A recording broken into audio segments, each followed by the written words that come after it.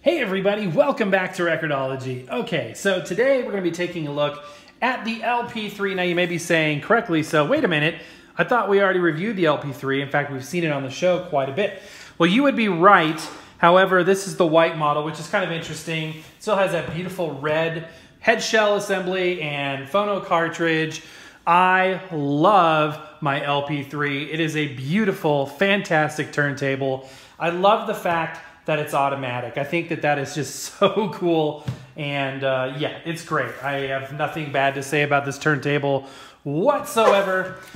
Here on the back, you can see a cool picture of Hideo Matsushita, the founder of Audio-Technica, testing out a phono cartridge back in 1965, I believe. Yep, 1965. Now, you may or may not be aware, but Audio-Technica really got its start with those cartridges that they became famous for, and they still make fantastic cartridges. In fact, even most turntables that are sold today come with an Audio-Technica cartridge, Crosley included, and obviously they put them on their own as well. A cartridge, as we've talked about before, is a transducer. It converts mechanical information into electrical information. So that's that. But without further ado, guys, let's just open this thing up. I think it looks really cool in white, at least from the box. So I love my black one a lot. So I'm looking forward to seeing, what this looks like in person. I'm not sure. Oh, it lifts up. I didn't go to college for nothing. Maybe I did. But I'm curious, is it matte? Is it, glossy? There's the manual. Audio-Technica manuals are always good and hefty manuals. Definitely want to hold on to that. Here is the turntable mat itself. It is a heavy-duty rubber platter mat, and I really like this. Actually, it's really thick. It looks like about 3 mil thickness. It's super heavy-duty, and I have not, seen a need to upgrade it to acrylic or anything else. It is a bit of a dust magnet, I've noticed, but it does a great job. Just love the Audio-Technica layout, how they have everything labeled. Everything is, put together the way it should be. Accessories are packed in various places around here. So let me go ahead and unpack it. There's no sense in doing a full-blown review just like we did before on the LP3, but I do want to take a look at this. So I'm going to off camera kind of put things together and we'll go from there. So talking about quality components, you guys, here is this beautiful AT91R phono cartridge. It is moving magnetic, of course, and this sort of angled head shell assembly. It is a standard 1/2-inch mount head shell, so you can upgrade it. You can replace it if you want to, but a lot of people have commented, this is a step up from the 3600, but a lot of people have commented that it just sounds so good, there's really no reason to do that. The R designation definitely is the red color. Also, I wanted to show you this. This is the counterbalance, which usually isn't an exciting thing, but I love the fact that it's white. They've done that to match the aesthetic, which is really cool. I didn't know these were available in different colors, but overall, the color of this unit is maintained with all of the accessories throughout, which is kind of cool. Okay, I said I didn't want to do a full review, but I just can't help bringing you along for these exciting moments. Like, I love this moment when you first take the wrap off. Look at this thing. Oh, it is so cool, you guys. It looks beautiful. Check out the inner workings there. That is a fully automatic turntable. So there's cogs, wheels, pulleys, all that good stuff work to give you simple push button start and stop control. There's the record size switch, and over here is the speed selector. It is 2-speed, belt driven. It's got a good hefty aluminum platter, maybe steel, although I feel like this is aluminum. And yeah, so the belt is right there. They've got this handy little deal on here, these ribbons, so you can place it on pretty easily. But let's just take a gander at how beautiful that is, you guys. The LP60X, or the LP60, does what this one does, fully automatic operation. And by the way, I get this question a lot. Yes, you can still fully manually control it. So if you have a 10-inch record and you don't want to choose between 12 or 7-inch, you can still manually lift the tone arm and place it. It doesn't have the 3 speeds, but neither does the LP60 series as well. But the benefit to this LP3 is it's a larger, more sturdy, more stable device. And the biggest thing, though, is the fact that you can upgrade the cartridge.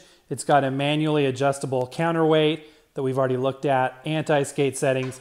So really those features that you'll see on like an LP120 with a fully automatic capability. So beautiful, beautiful, beautiful table.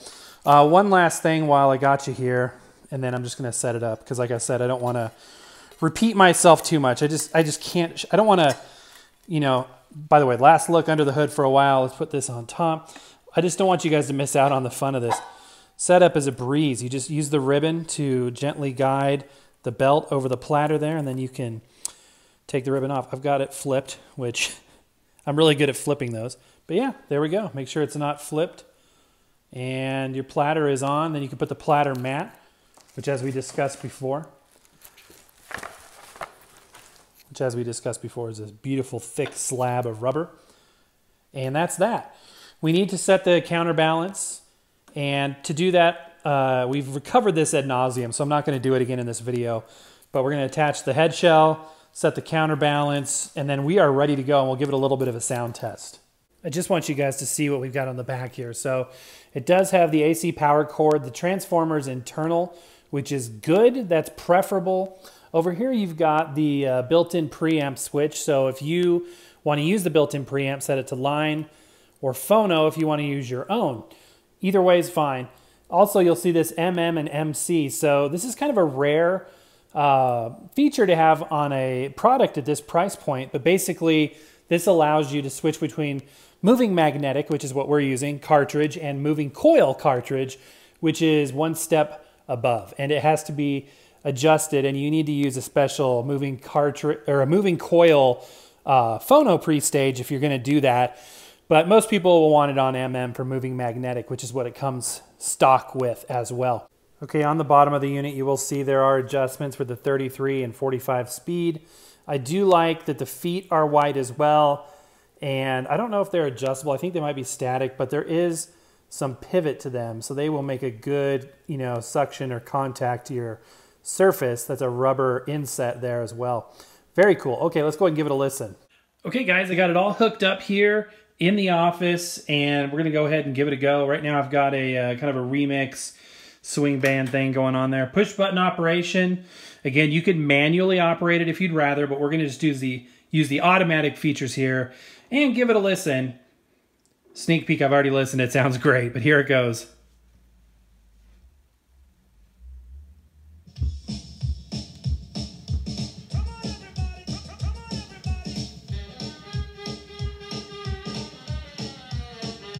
So if you want to operate it manually, all you need to do is raise the cueing lever like that, and then the record will start spinning automatically, and then you can lower it as needed. It's as simple as that. It's truly simple operation. Then you can still hit the stop button when you're done if you want to just have it, you know, finish out like that. Also, when it gets to the center of the record there, it'll automatically reset as well. Truly automatic playing. You start a record, you can walk away, just let it play. You don't need to be there. When it's done, it'll shut itself down. And that's really all there is to it, you guys. It's an awesome, awesome unit. Obviously, I highly recommend it. If you want to snag one of these in white, I will put the link in the description below, or black. I'll put them both there. And either color, they are equally awesome, depending on what your decor is, if you're trying to match other devices. One question in my mind when I see a white device like this, I thought about, you know, the C400 from Crosley that was also white, is will this yellow over time? So for those of you that, you know, remember white plastic products from back in the day, they have a tendency to yellow within about 20 years time. So it's hard to say if they've put, you know, the right additives into this mixture to prevent that or not, or if you'll be moved on to another turntable by then. I really don't know. Thank you so much for joining me on this special episode, Record-ology, and I hope you're having fun wherever you're at. Happy record hunting. Hope you're having a great summer and everybody's doing well. We will catch you soon right here on Record-ology. Happy record hunting.